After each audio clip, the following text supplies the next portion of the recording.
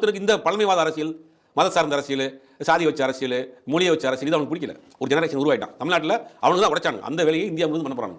அப்போ நம்ம வட இந்தியாவில் நம்மளுடைய தடம் பதிக்கணும்னு நினைக்கிறாங்க. ஆனால் தடம் பதித்து விட்டார் விஜய்ங்கிறதா உண்மை. வட இந்தியா முழுவதும் விஜய் தளபதிங்கிற பேர் ஒழித்துக் கொண்டிருக்கிறது. நேற்று ஒரு டீ கடையில் டீ சாப்பிட்றேன். அந்த கடைக்கார பையன் பீகாரில் வேலை செய்யறேன். பீகார்கார பையன் டீ கடையில் வேலை செய்யறான். அவன்கிட்ட கேட்குறாங்க, அடுத்து யார் விஜய் தளபதிங்கிறாங்க. தூக்கி வரி போட்டுருச்சு. அவன் பிப்ரவரி தெரியுமா இன்ஸ்டாகிராம்ல பார்க்குறேன். அங்க இருக்கிறவங்க சொல்றாங்க இங்க நல்லா பண்றாரு. அது வந்து அடுத்து நம்ம ஆரம்பிச்சிருவாங்க. ரீல்ஸ் ஆச்சு அங்கேயும் கொண்டு போயிட்டு போகுது. அதை வச்சு ஆட்சி பிடிச்சிருக்காங்க. உண்மையா சொல்ல போனா அவங்க ப்ரொமோஷனே பண்ணட்டும். ஆனா கால் பதிச்சுட்டாங்க.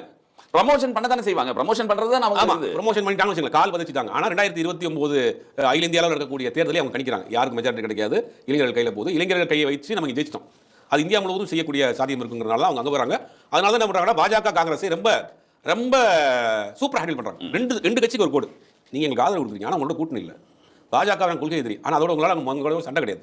ரெண்டு பக்கம் ரெண்டு கோட்டை போட்டுருக்காங்க. கோட்டை போட்டுட்டு அதுக்குள்ள ஒரு அழகான ஒரு கேம், ரொம்ப சேஃப்டியான கேம் வந்து தாவக்கப்படுது. இவங்க அரசியல் சொன்னீங்க. ஒரு பக்கம் பாஜக டீல் பண்ணுதுங்க, ஒரு பக்கம் காங்கிரஸ் டீல் பண்ணுது. நடுவில் அந்த கேம் காங்கிரஸுக்கு ஒரு குழப்பம் இருக்கு. இவங்க நம்ம கூட இருக்கோம், அங்க பேசுறாங்க அப்படின்ட்டு.